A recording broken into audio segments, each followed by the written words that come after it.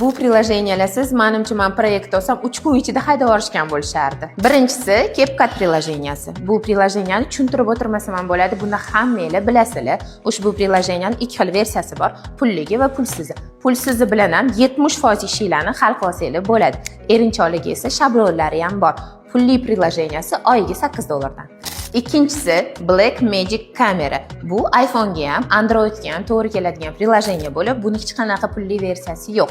Faqat nastroykasini to'g'ri qilib foydalansanglar bo'ladi.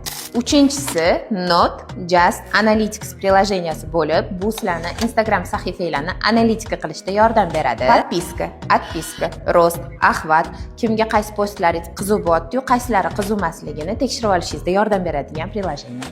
To'rtinchisi Chat Place. Bu qanaqa приложение? Bu приложение bilan sizlar Instagramdagi, Telegramdagi, WhatsAppdagi hamma tushgan zaявkalarni обработка qilsanglar bo'ladi.